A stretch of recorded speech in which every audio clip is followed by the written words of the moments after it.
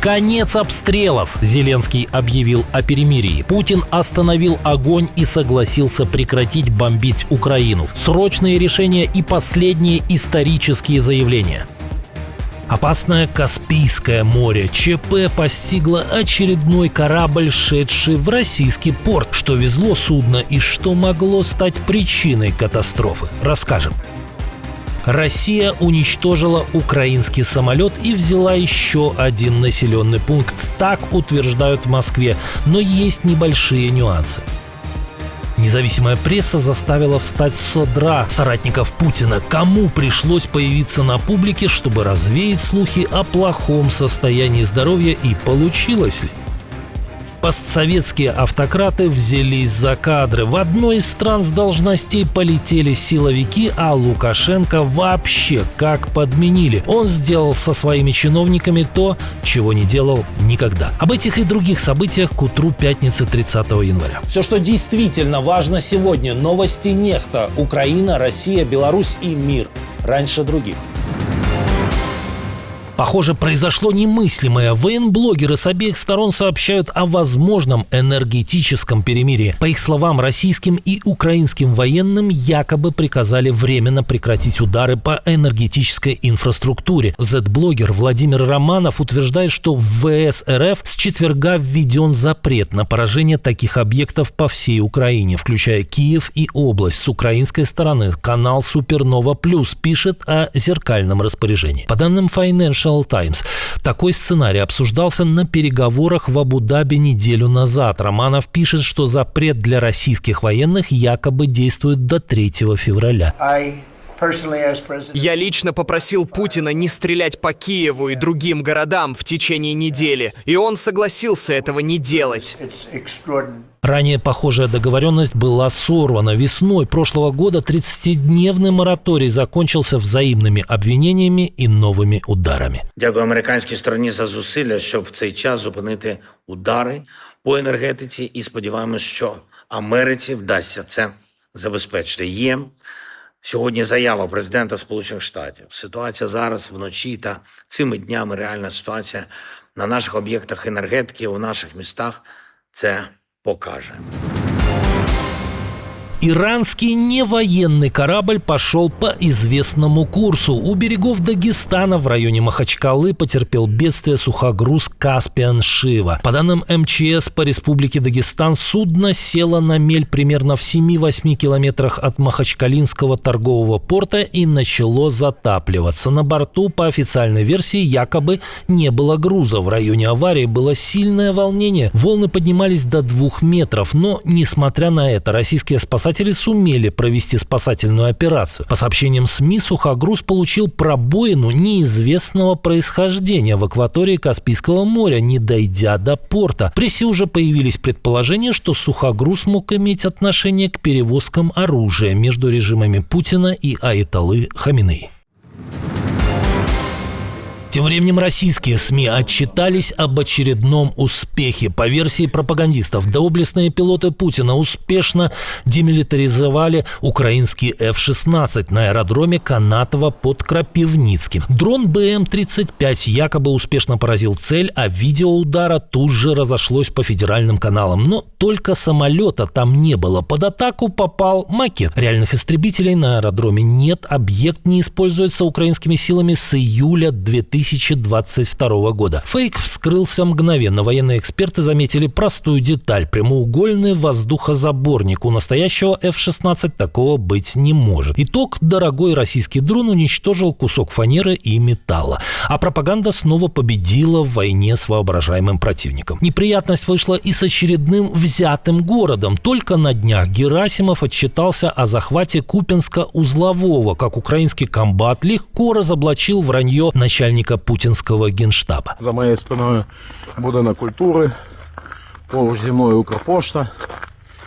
Бачите мене, навіть без бронежилета, що означає, що Куп'янськ надійно, Куп'янськ-Узловий надійно под контролем Збройных сил Украины. На что надеется Герасимов, когда в очередной раз лжет? Какие у вас версии? Постсоветские автократы взялись за кадры. В Узбекистане после резкой критики со стороны президента начались масштабные чистки в силовом блоке. Ранее Шавкат Мирзиёев обвинил правоохранительные органы в провалах по борьбе с киберпреступностью, организованными группами и мошенничеством.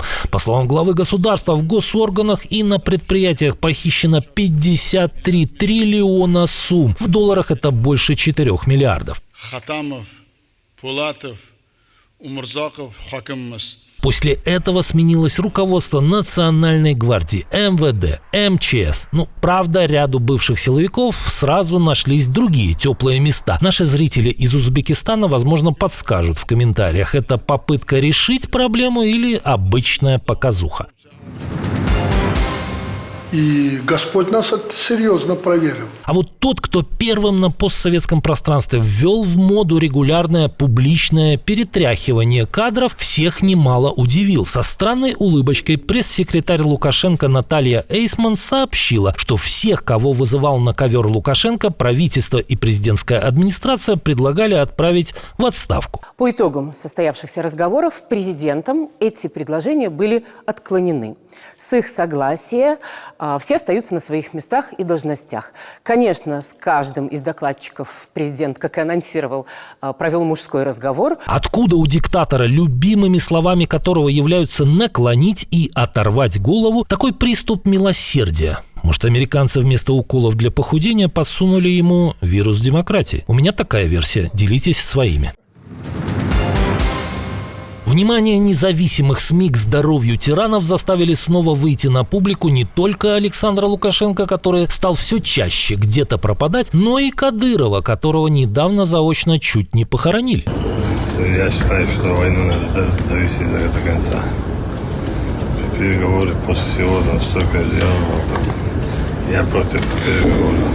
Почки у хозяина Чечни, возможно, и не отказали, как об этом недавно писали российские СМИ, но вот язык, очевидно, еле ворочается.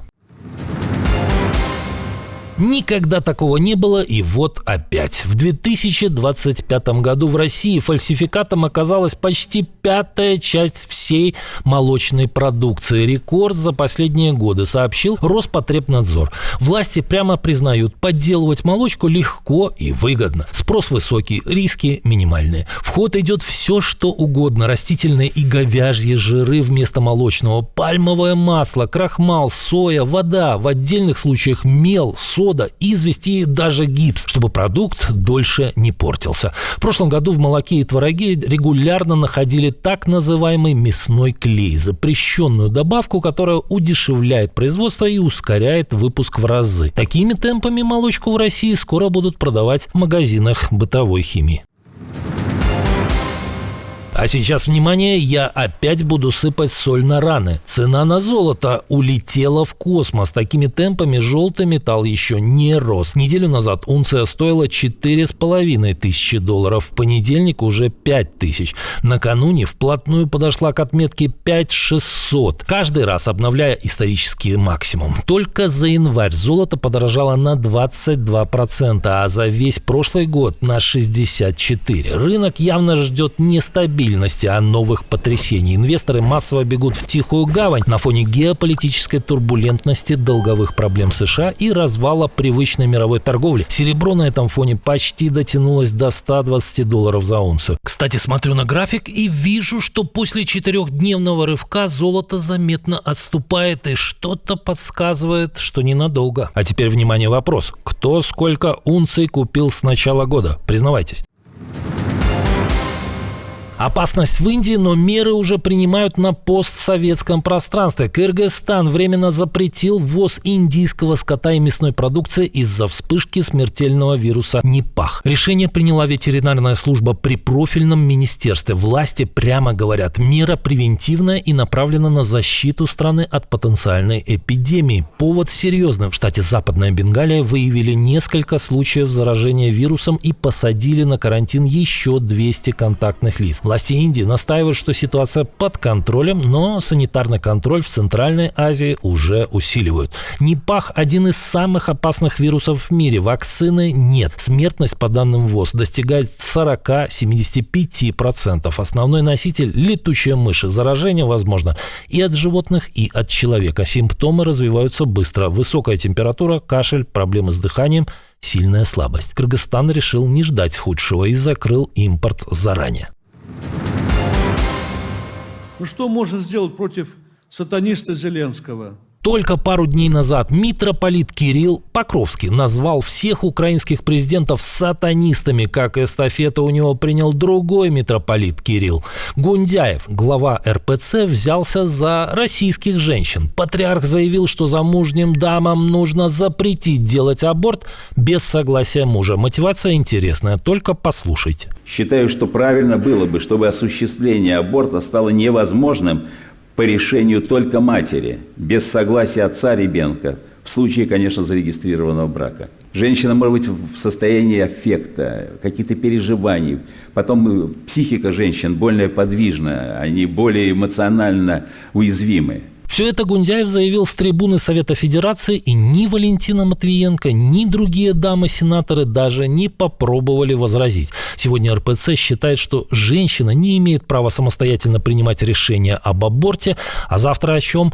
О вождении автомобиля, использовании кредитки. Похоже, Россия семимильными шагами возвращается к домострою. Глядишь, через пару лет выражение «женщина в состоянии аффекта» сменится на старую привычную формулу. В нее вселился бес. А как с таким явлением боролись еще пару веков тому, мы хорошо помним. Или я сгущаю краски? Делитесь мнением. Держите рот на замке. В МВД России фактически посоветовали гражданам не высказывать свое мнение в интернете. Ведомство рекомендует не делиться взглядами, избегать споров в чатах и на форумах и вообще вести себя как можно тише. Нет, речь, конечно, не о политической цензуре. Объяснение другое. Иностранные вербовщики якобы ищут людей с активной жизненной позицией, анализируя их записи в сети. Но выход всегда есть. А в прошлом выпуске мы вам рассказывали о новых потерях российской авиации и о том, кому достанутся зарубежные активы Лукойла на десятки миллиардов долларов. О том, как один из легендарных российских брендов стал де-факто китайским. И о том, какая война начинается внутри Евразийского экономического союза. Посмотрите, если не видели. Подписывайтесь, чтобы не пропустить ничего важного. Увидимся уже вечером.